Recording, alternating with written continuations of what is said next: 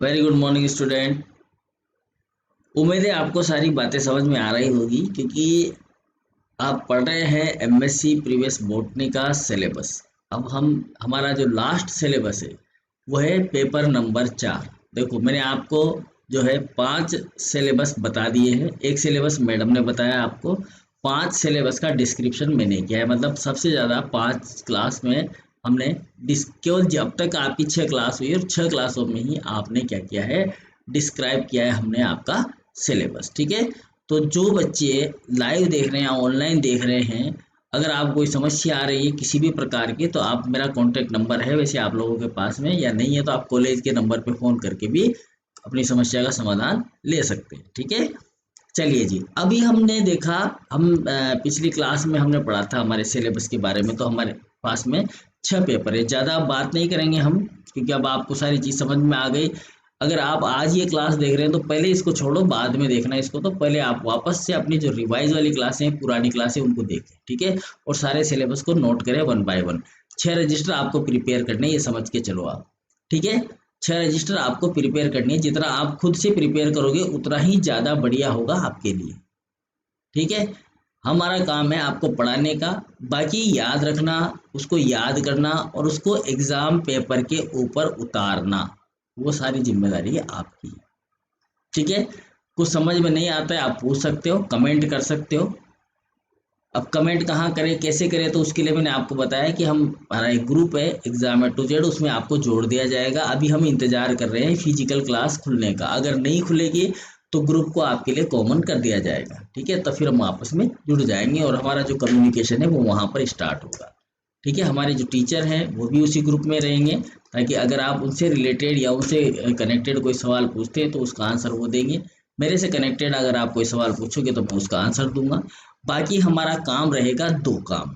ठीक है, फिर से मैं रिपीट कर रहा हूँ, केवल मात्र हम एमएससी नहीं कर रहे हैं, हम एमएससी के साथ साथ में एमएससी प्लस सीएसआईआर नेट की तैयारी भी कर रहे हैं। ठीक है ना, केवल हमारा मकसद आपको एमएससी पास कराना नहीं है। मैंने आपको पहले भी बोला है, अगर आप सीरियस हैं सीएसआईआर नेट के लिए तो फिर आप सही जगह पर हैं। ठीक है, लेकिन ये नहीं है कि 2 महीने सर हम, हाँ बस 2 महीने हम पढ़ लिए सर बहुत है, सीएसआईआर नेट तो वैसे भी निकल जाएगा, तो फिर वो आपकी इच्छा है। बाकी तो नहीं, तो हमारा तो मकसद ये रहेगा कि आपको हम इसे सीएसआईआर नेट से जोड़ के रखें, क्योंकि आप ही नहीं, हमारे जो पिछले बैच है वो सबको हमने जोड़ के रखा हुआ है। ठीक है, जैसे ही फिजिकल खुलता है हम सीएसआईआर नेट का आपका एक पेपर, हमेशा एक पीरियड जो है आपका, पिछले साल तो हमने ये किया था कि सैटरडे को पीरियड लगाते थे। तो उसमें भी क्या कहानी हो जाती थी कि उसमें भी हमारा जो है ना ऑफ हो जाता था, कभी छुट्टी आ जाती, कभी क्या हो जाता। इस बार हमने कहा है कि आपका एक पीरियड जो होगा, स्पेशली एक पीरियड, वो आपका सीएसआईआर नेट का लगाया जाएगा। हर सैटरडे की बजाय डेली का एक पीरियड होगा। तो 3 प्लस एक 4 पीरियड आपके हो सकते हैं। ठीक है, तो एक 3 पीरियड तो आप पढ़ोगे क्या, सिलेबस को, और चौथा पीरियड आपका रहेगा स्पेशली प्योर सीएसआईआर का, जिसमें हम आपको सीएसआईआर की तैयारी करवाएंगे। ठीक है, यह हमारा मकसद है इस साल के लिए। तो वो तभी संभव होगा जब हम आप फिजिकल क्लास में अवेलेबल होंगे। ठीक है, तब तक तो हम पढ़ ही रहे हैं जब तक फिजिकल क्लास आपकी खुलती नहीं है तब तक। ठीक है, तो सिलेबस के बारे में आज जो है हम पेपर जिसके बारे में चर्चा करेंगे वो है हमारा taxonomy and diversity of seed plant and gymnosperm. ठीक है, पेपर बहुत खतरनाक पेपर माना जाता है। टेक्सोनोमी का नाम आते ही पसीने छूटने लग जाते हैं कि यार ये पेपर भी यहाँ पढ़ना पड़ेगा क्या, है ना। देखो ये पेपर जो है वैसे ही केवल डराने के लिए है ये। डराने का मतलब है कि वैसे डर जाते हैं इससे। वैसे का मतलब नॉर्मल है, पेपर में कुछ ज़्यादा खास चीज़ें है नहीं। अगर आपने थोड़ा सा भी कमांड कर लिया, मतलब जितना कमांड आपने बीएससी में किया था ना टेक्सोनोमी वाले 3rd पेपर को पढ़ने में, उसका 10% भी कमांड आपने इस पेपर पर कर लिया तो पेपर पास हो जाएगा। कुछ भी नहीं है इस पेपर में, केवल वैसे डरना है इसका। क्योंकि इसमें आधा तो क्या है, जिम्नोस्पर्म है। ठीक है, आधा क्या है, अपने एंजियोस्पर्म है, और बाकी सारा का सारा थोड़ा सा होता है टेक्सोनोमी का, जो 11वीं की किताब में पढ़ा है ना, 11वीं की किताब में टेक्सोनोमी पढ़ी होगी आपने, या आपने नीट की तैयारी करी होगी तो उसमें टेक्सोनोमी पढ़ेगी, वही टेक्सोनोमी हमें यहाँ पर पढ़नी है। ठीक है, इतना सा अंतर है। और डाइवर्सिटी आपने जूलॉजी में भी पढ़ी है, बॉटनी में भी पढ़ी है, सब जगह डाइवर्सिटी पढ़ी, इकोलॉजी पढ़ी हमने। कोई डाइवर्सिटी यहाँ पढ़नी है कुछ भी नहीं है इसमें, है ना, वैसे डर जाते हैं इससे। पर यही है कि इस पेपर में सबसे ज़्यादा बेक आती है, बेक सबसे ज़्यादा इसी पेपर में आती है। आप देख लेना, जो बच्चे नहीं पढ़ते हैं उनके तो बेक आती है, और जो पढ़ते हैं उनके बेक का कोई काम है ही नहीं। अगर आप पढ़ोगे तो आपके भी नहीं आएगी, नहीं पढ़ोगे तो आएगी, डर के भगोगे तो आएगी, डरे नहीं तो फिर आपके बैक आने का कोई सवाल नहीं है। ठीक है, तो यहाँ पर जो दो पेपर है, एक बार फिर से मैं कंफर्म कर दूं कि वो दो पेपर कौन से हैं जिसमें सबसे ज़्यादा बैक आती है, तो पेपर नंबर 4, पेपर नंबर 2। ठीक है, ये जो पेपर है साइटोलॉजी जेनेटिक और साइटोजेनेटिक्स वाला, ये है मैथमेटिकल पेपर, मतलब गणित की तरह चलता है कि आपको कितना आता है। ये पेपर है आपका कंसेप्ट बेस पेपर का, आपका कंसेप्ट कितना क्लियर है। अगर कंसेप्ट क्लियर है तो पेपर में आपको कहीं कोई प्रॉब्लम नहीं आएगी। अगर आपका थोड़ा सा भी मैथमेटिकल दिमाग है तो आपको इस पेपर में भी कोई समस्या नहीं आएगी। ठीक है, ये हमारी गारंटी है। चलिए जी, अब आ जाते हैं हम किसके ऊपर, पेपर के डिस्क्रिप्शन के ऊपर, कि कौन कौन से सब्जेक्ट, मतलब कौन कौन से जो टॉपिक है वो हम यहाँ पर इस पेपर के अंदर पढ़ेंगे। तो अब सब दिख रहा है, ठीक है। चलिए, तो पेपर का नाम है, जैसा कि इस पे लिखा हुआ है, plant taxonomy and diversity of seed plant. Plant की टेक्सोनोमी हमें पढ़नी है, डाइवर्सिटी यानी कि विभिन्नता जो होती है वो पढ़नी है सीड प्लांट की, और फिर जिम्नोस्पर्म के बारे में पढ़ना है। तो सबसे पहले जिम्नोस्पर्म से ही शुरू हो जाता है पेपर हमारा, इंट्रोडक्शन जिम्नोस्पर्म का, कि जिम्नोस्पर्म किस प्रकार के हैं। ठीक है, अब जिम्नोस्पर्म कहाँ मिलेंगे हमें भाई, कौन सी किताब पढ़े जिम्नोस्पर्म के लिए। ठीक है, तो आपकी जो टेरिडोफाइटा है उसके अंदर जिम्नोस्पर्म की एक यूनिट है पूरी की पूरी, तो वहां से आप जिम्नोस्पर्म पढ़ सकते हैं। ठीक है, जिनको हम बोलते हैं वेसललेस और फ्रूटलेस सीड प्लांट। ठीक है, वेसललेस और सीडलेस यानी कि बीज रहित पादप, जिन्हें कहा जाता है जिम्नोस्पर्म। ठीक है, varying in the structure of their sperm, उनके जो स्पर्म जो उसके अंदर पाए जाते हैं उनकी अलग अलग प्रकार की संरचनाओं के बारे में अध्ययन करना है इसके अंदर।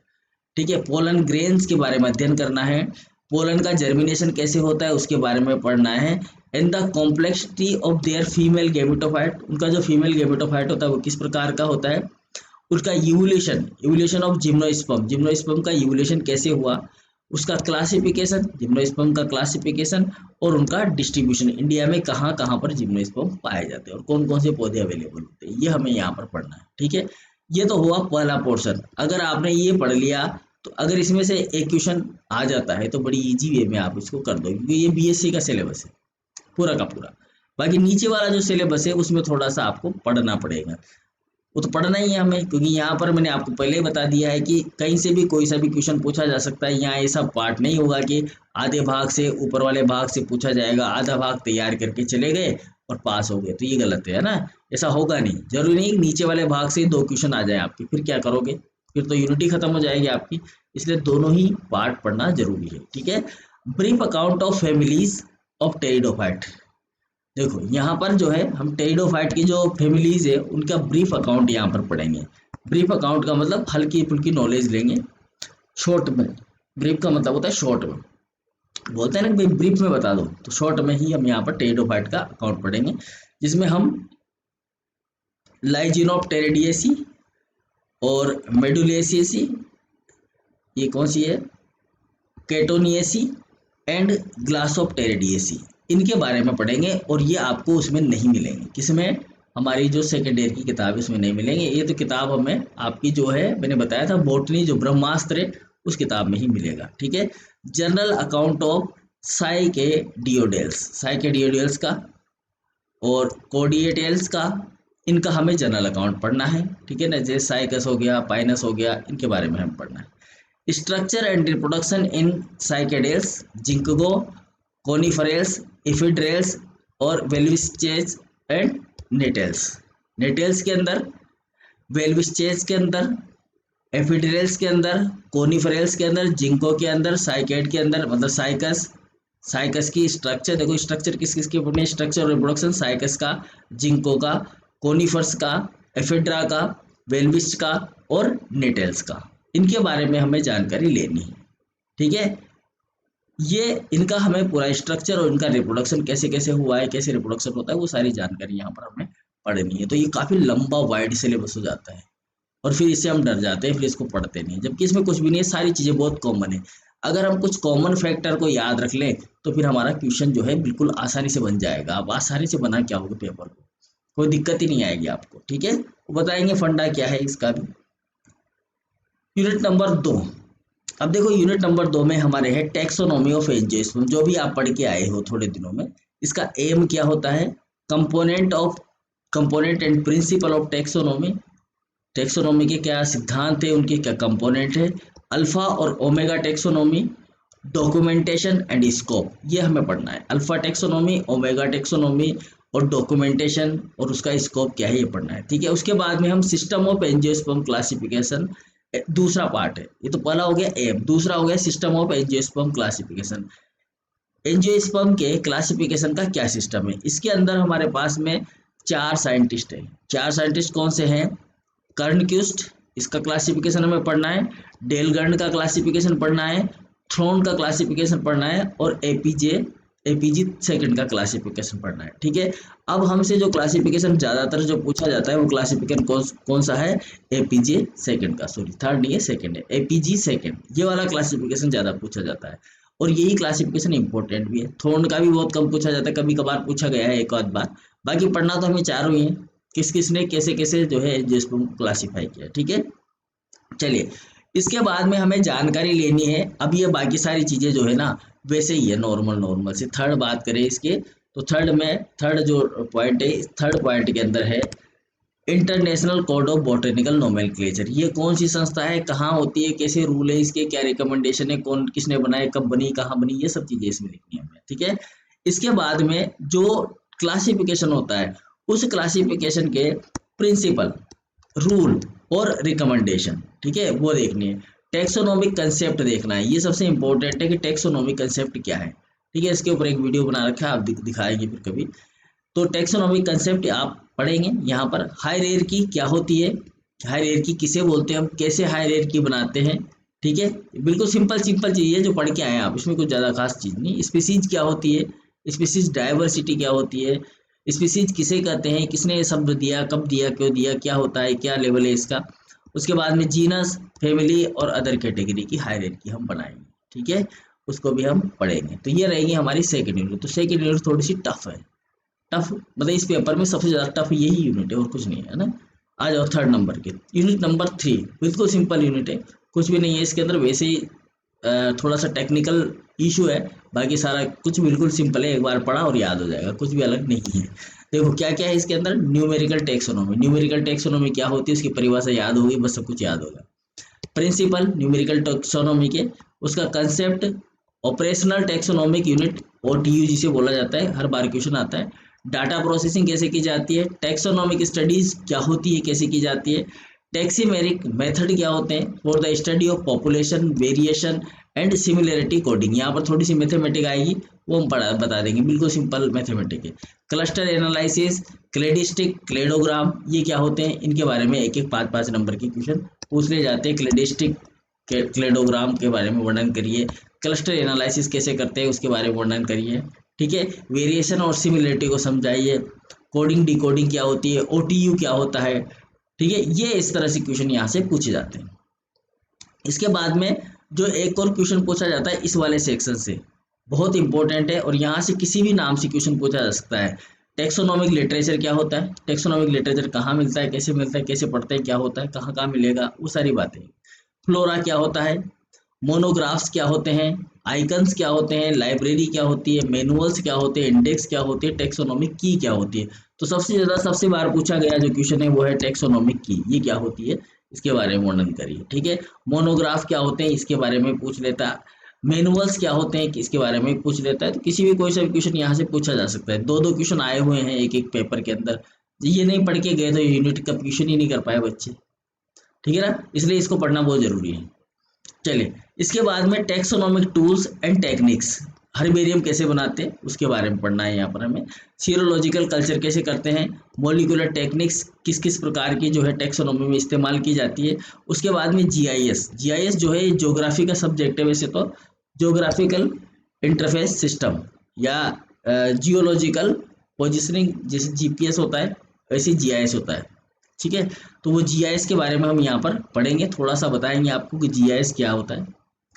ठीक है। इसके बाद में मैपिंग, जीआईएस के द्वारा बायोडाइवर्सिटी की मैपिंग कैसे की जाती है ना, इसका भी आपको एक सॉफ्टवेयर के थ्रू जो है वो बताएंगे। हमारे सर है जीआईएस के स्पेशलिस्ट डॉक्टर अजय कुमार जी, वो आपको ये टॉपिक जो है जब ये चलेगा हमारा, तो इसका ओवरव्यू जो है वो आपको उनके हम दिलवाएंगे आपको। ठीक है, जीआईएस से मैपिंग कैसे की जाती है बायोडाइवर्सिटी की। ठीक है, बायोडाइवर्सिटी की मैपिंग जो है हम मैप के ऊपर कैसे बनाते हैं और उसको कैसे हम आइडेंटिफाई करते हैं, इसको बोलते हैं जीआईएस। ठीक है, तो जीआईएस भी हम यहाँ पर पढ़ेंगे। यूनिट नंबर 4 बहुत सिंपल और बहुत ही अच्छी यूनिट है। थोड़ा बहुत पढ़ना होता है, ज़्यादा कुछ खास नहीं है इसमें, तो वैसे भी क्या क्या है पढ़ चुके हैं हम। देखो टैक्सोनॉमिक एविडेंस क्या है, टैक्सोनॉमी के जो एविडेंस है वो कहाँ मिले हैं, कैसे मिले हैं। तो टैक्सोनॉमिक एविडेंस में हम बात करते हैं मॉर्फोलॉजी की।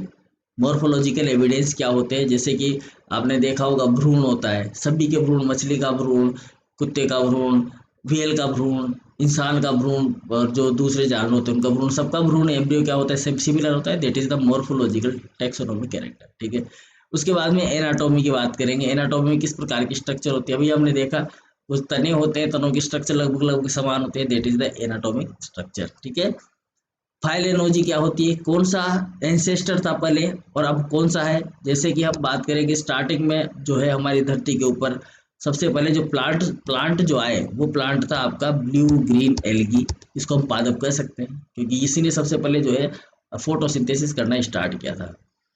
फिर इसके बाद में इसको हम बोले कि ये आगे एल्गी में कन्वर्ट हुआ, एल्गी हुए, एल्गी लाइकेन, ठीक है, ब्रायोफाइट, ब्रायोफाइट, ठीक है। उसके बाद में आए टेरिडोफाइट, टेरिडोफाइट, टेरिडोफाइट के बाद में आए जिम्नोस्पर्म और जिम्नोस्पर्म के बाद में आए आपके एंजियोस्पर्म।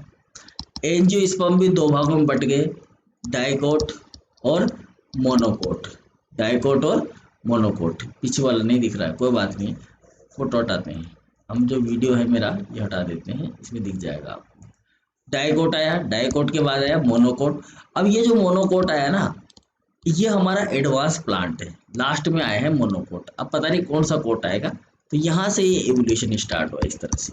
ये पहले ब्लू ग्रीन एल्गी था, वो एल्गी में कन्वर्ट हुआ, थोड़े बड़े प्लांट बने, उन्हीं से लाइकेन हुआ। लाइकेन गया कहाँ पर, आपका टेरिस्टेरियल एनवायरनमेंट में, वहाँ पर टेरिस्टेरियल और वाटर दोनों एनवायरनमेंट की स्ट्रक्चर मिल गई हमें ब्रायोफाइट के अंदर। लेकिन इसके हमें फोसिल्स नहीं मिलते हैं, यहाँ से यहाँ तक के फोसिल्स हमें नहीं मिलते हैं, ये वाले फोसिल्स भी नहीं मिलते, मतलब ये नहीं मिलते हमें, ये वाले तो कुछ कुछ मिलते हैं, रेयर केसेज में ये वाले फोसिल्स मिल जाते हैं, लेकिन इसके नहीं मिलते हैं ना, इसलिए ये अननोन है।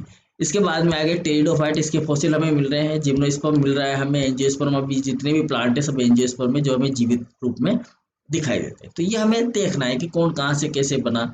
ठीक है, तो ये लाइन है, इसी भी याद रखना, बहुत काम आएगी। बार बार किसी भी कंसेप्ट को क्लियर करने के लिए हमें इस लाइन की जरूरत पड़ेगी इस किताब के अंदर। ठीक है ना, तो ये थोड़ा सा लिख लेना कहीं पर आप अलग से, जो सीरीज मैंने बनाई है।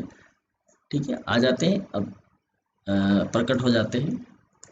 चलिए, तो एम्ब्रियोलॉजी। अब एम्ब्रियोलॉजी में किस तरह की स्ट्रक्चर होती है, अभी मैंने बताया आपको, भ्रूण में क्या समानताएं होती है, उसके आधार पर भी हम जो है क्लासिफिकेशन करते हैं। साइटोलॉजी के आधार पर करते हैं, फाइटोकेमिस्ट्री के आधार पर करते हैं, फाइटोकेमिस्ट्री, जीनोम एनालिसिस के आधार पर जो है क्लासिफिकेशन किया जाता है। तो ये सब टूल्स हैं जो टैक्सोनॉमी के एविडेंस को जो है प्रैक्टिकली अप्लाइड करते हैं, ताकि हम जो है किसी भी ऑर्गेनिज्म का अच्छे और सही तरीके से पर्टिकुलर टैक्सा के अंदर जो है उसको रख सके, उसको प्लेस कर सके। ठीक है, नेक्स्ट है फाइलोजेनी ऑफ एंजियोस्पर्म। अब एंजियोस्पर्म की फाइलोजेनी मतलब इसका एंसेस्टर कौन था, कहाँ से आया, कब आया था, कब पैदा हुआ था, कब नहीं हुआ था, वो सारी चीज हमें जाननी होती है। ठीक है, तो इसका भी हम फाइलोजेनी करेंगे।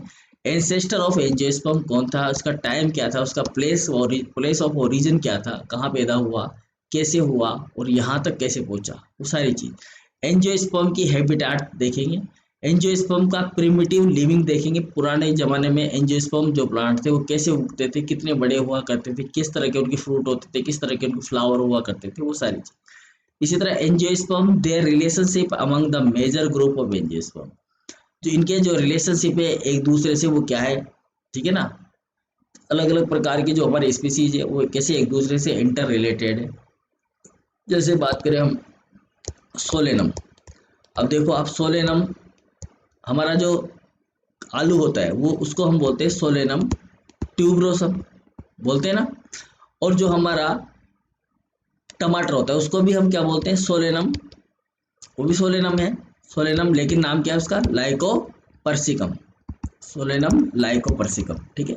एक चीज और बता दूं मैं कि आप लोगों को ज्यादा से ज्यादा बॉटनिकल नाम याद होने चाहिए चीजों के, है ना, ये जरूरी है।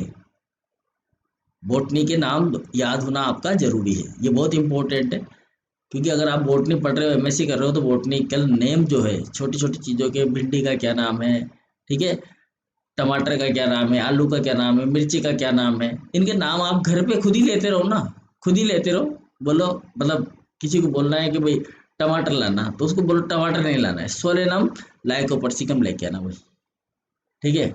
उसको बोलो आलू लाना है, तो बोलो आप सोलेनम ट्यूबरोसम लेके आना है, आलू नहीं बोलना है, तो अपने आप आदत हो जाएगी बोलने की, है ना। बिल्कुल सिंपल है। तो कहने का मतलब है, मैं यहाँ ये बता रहा था आपको कि इनका रिलेशनशिप क्या है। देखो, ये दोनों एक ही जीनस है, ये जीनस होता है, आगे जो लिखते हैं वो जीनस होता है, और पीछे जो लिखते हैं वो क्या होता है, हमारा स्पीसीज होता है ना। पढ़ा होगा ना, 11th में बहुत पढ़ाते हैं इस चीज को, जीनस स्पीसीज, इसी में उलझ के रह जाते हैं ना। और इसीलिए बॉटनी सबसे बुरी लगती है सबको, जब ये बहुत ही सीधा सब्जेक्ट है, बहुत मजेदार सब्जेक्ट है, जूलॉजी से ज्यादा अच्छा है। ठीक है, हालांकि सीधा लगता है जूलॉजी, बॉटनी से ज्यादा सीधा लगता है जूलॉजी। पेड़ पौधों को कौन याद रखे, जंतु तो फिर भी याद रह जाते हैं। चलो, तो सोलेनम जो है, सोलेनम ट्यूबरोसम और सोलेनम लाइकोपर्सिकम, ये दोनों का जीनस एक ही है। मतलब यूं कहें कि हम इन दोनों का दादा एक ही है, लेकिन इनका पिता बदल गया है। दादा तो एक ही है, लेकिन पिता बदल गए हैं, है ना। ये एक भाई की संतान है, ये एक भाई की संतान है, और ये दूसरे भाई की संतान है, इसलिए इनके रंग रूप भी बदल गए। इनके रंग रूप भी बदल गया, यानी कि ये ट्यूबरोसम हो गया, और ये लाइकोपर्सिकम हो गया। बिल्कुल इसकी पतली सी त्वचा, अंदर की तरफ जो मसाला है बिल्कुल बारीक, मतलब मुलायम सा बन गया। जबकि आलू के अंदर जो अंदर की तरफ में जो माल मटेरियल है वो कैसा है, बिल्कुल कठोर है, ठोस है। समझ में आ रही है ना बात। मॉर्फोलॉजिकली हम समझ जाएंगे कि ये अलग अलग चीज है, लेकिन है किसका, एक ही जीनस के, सोलेनेसी कुल के हैं, सोलेनेसी फैमिली के, फैमिली भी इनकी वही है, सब कुछ वही है। लेकिन फिर भी इनके अंदर कुछ समानता है। जब इनकी स्पीसीज के अंदर, जब हम कूदते हैं, जब स्पीसीज के अंदर एंटर करते हैं, तो सब कुछ डिफरेंट हो जाता है। आलू और टमाटर को कोई भी भाई बंद नहीं बताएगा, है ना। आप बोलो कि ये आलू है और ये टमाटर है, क्या ये दोनों भाई हैं, लग रहे हैं आपको कहीं से, तो कोई नहीं कहेगा कि ये दोनों भाई है। लेकिन वो असलियत में दोनों क्या है, एक दूसरे के भाई है। कैसे है, क्योंकि दोनों का जीनस सेम है, सोलेनम। समझ में आया, बहुत अच्छा लगेगा, मजा आने वाला है इसके अंदर, बहुत सारी चीजें आपको नई सीखने को मिलेगी यहाँ पर। तो कहने का मतलब है कि इनके बीच में जो रिलेशनशिप है, क्या रिलेशनशिप है इनकी फैमिली के अंदर, कैसे हमने इसको एक ही फैमिली के अंदर रखा है। दिखने में तो ये अलग अलग दिख रहे हैं, फिर भी इनको हमने एक ही फैमिली के अंदर रखा है, एक ही जीनस के अंदर रखा है। तो क्यों रखा है, इनके बीच में क्या रिलेशनशिप है, उसके बारे में हम यहाँ पर इस यूनिट के अंदर चर्चा करेंगे। बहुत इंटरेस्टिंग यूनिट है और बहुत जल्दी याद होने वाली भी है। तो फिर अब आपको ये पढ़ने के बाद में अभी तक क्या ऐसा लग रहा है कि आप इसको पास नहीं कर पाओगे, कर पाओगे ना। तो जो जो सीनियर लोग होते हैं ना, जो आपके सीनियर हैं, आपके जो सर मैम होंगे सीनियर, वो क्या करेंगे, आपको वैसे ही कह देंगे कि यार ये पेपर है ना थोड़ा टफ है, ठीक है ना। क्योंकि उनको भी उनके सीनियर ने बोल दिया, और उनके सीनियर ने उनको बोल दिया था। तो ऐसे ये परंपरा बनी हुई आ रही है, परंपरा बनी हुई आ रही है ऊपर से ही। आज से 10 सालों पहले से ये परंपरा बनी हुई आ रही है कि भाई ये जो है ना पेपर बहुत टफ होता है। लेकिन अब आपको लग रहा होगा कि ये पेपर ज़्यादा टफ नहीं है, बहुत सिंपल सा पेपर है। क्योंकि ये अभी तो आपको पता नहीं है, मैं आपको पहले ही अवगत करा रहा हूँ इस चीज़ से, कि जैसे ही आप क्लास के अंदर एंटर करोगे, जैसे अपने बॉस से आप मिलोगे ना, जो आपके सर और मैम होंगे, उनसे आप जैसे ही मिलोगे, जैसे आपका इंट्रोडक्शन होगा आपके सीनियर से, ठीक है, तो सीनियर से जैसे इंट्रोडक्शन होगा आपका, वो सीधा आप उनसे पूछोगे ना कि इसमें कौन कौन सा पेपर कैसे कैसे पढ़ना है, क्या पढ़ना है, तो वो सीधा एक ही जवाब देंगे आप, भाई ये तो बहुत खतरनाक है, इसको तो बड़े आराम से पढ़ना, धीरे धीरे पढ़ना, और बहुत ज्यादा पढ़ना पड़ेगा, है ना। इसमें तो बहुत सौ के बैग भी लग जाती है, ये हो जाता है, फलाना हो जाता है, ढिमका हो जाता है। लेकिन अभी तक का ट्रैक रिकॉर्ड है हमारा, कभी भी इस पेपर के अंदर 8 सालों में, 7 8वां साल है मेरा इस कॉलेज के अंदर, 8 सालों में किसी के भी बैक नहीं आए। कोई एक आध अपवाद छोड़ दे तो, और वो अपवाद कौन सा है, जो पढ़ने ही नहीं आया कॉलेज में एक दिन भी, उस अपवाद को छोड़ दे तो किसी को बैक इस पेपर में नहीं लगी है। ठीक है ना। तो ये है हमारा आज का लास्ट एंड फाइनल पेपर। अब हम इसके बाद कोई पेपर का डिस्क्रिप्शन नहीं करेंगे, अब सीधा सीधा हम बात करेंगे टॉपिक्स की, ठीक है। तो जो हमारा नेक्स्ट क्लास का टॉपिक होगा वो अभी मैं आपको डिस्क्लोज नहीं कर सकता हूँ, क्योंकि वो मैम से कंसल्ट करके, मैम से बातचीत करने के बाद में हम आपको बताएंगे कि मैं आपके लिए कौन सा पेपर पढ़ाने वाला हूँ, ठीक है। हालांकि मैं पिछले साल मैंने दोनों पेपर पढ़ाए हैं, फर्स्ट पेपर और सेकंड पेपर। अब इस साल कुछ थोड़ा सा बदलाव कर रहे हम। हो सकता है मैं आपको क्या नाम है उसका, माइक्रोबायोलॉजी वाला पेपर या फिर जो मैडम ने आपको डिस्क्रिप्शन किया है फिजियोलॉजी वाला पेपर वो पढ़ाऊँ, ठीक है। मेरी भी थोड़ी इच्छा है, उसको बहुत दिन हो गए पढ़ाया हुए। तो हो सकता है मैं आपको वो पढ़ाऊँ, या फिर मैं दोनों ही पेपर फर्स्ट और सेकंड जो मैं पढ़ाता आ रहा हूँ वही पढ़ाऊँ, कुछ भी, है ना। दोनों में से दो पेपर मुझे पढ़ाने हैं, कोई से भी जो भी डिसाइड होगा आपको बता दिया जाएगा। मैम कौन सा पेपर पढ़ाएगी, मैं कौन सा पेपर पढ़ाऊंगा, ये सब कुछ डिसाइड करके आपको बता दिया जाएगा। अब आप पूछोगे सर अभी तो आपको ये डिसाइड नहीं है कौन सा पेपर पढ़ाओगे, है ना। तो ऐसा नहीं है, आप कोई सा भी पेपर जैसा भी आप चाहो वो आप पढ़ सकते हो, फोन करके बता देना कि सर हमें तो ये वाला पेपर स्टार्ट करो। अभी आपने सब सिलेबस देख लिया है ना। अब जो पेपर स्टार्ट करेंगे हम वो 1 जनवरी को स्टार्ट करेंगे, ठीक है। कितनी जनवरी को स्टार्ट करेंगे, 1 जनवरी को स्टार्ट करेंगे। मतलब अब जब क्लास आएगी आपकी वो मेरी क्लास आएगी 1 जनवरी को, ठीक है। आज तो मेरी क्लास आ गई, कल जो है मैम की क्लास आएगी, और फिर उसके बाद में 1 जनवरी को क्लास आएगी, क्योंकि 5 दिन किया जो है वो अवकाश है गवर्नमेंट का। तो फिर उसके बाद हम 1 जनवरी को मिलेंगे। अब कौन सा पेपर के साथ मिलते हैं, ये अगर आपको पेपर सिलेबस पढ़ने के बाद में आपको कोई सा भी पेपर अगर कठिन लग रहा हो कि सर ये वाला बहुत ज़्यादा कठिन है और यही पढ़ाना है सबसे पहले, तो बस आप मुझे बता देना, फ़ोन कर देना, या जो नंबर मैंने दिया है उस पर व्हाट्सएप कर देना। जो भी डिसाइड होगा आपको बता दिया जाएगा, ठीक है। Thank you for watching.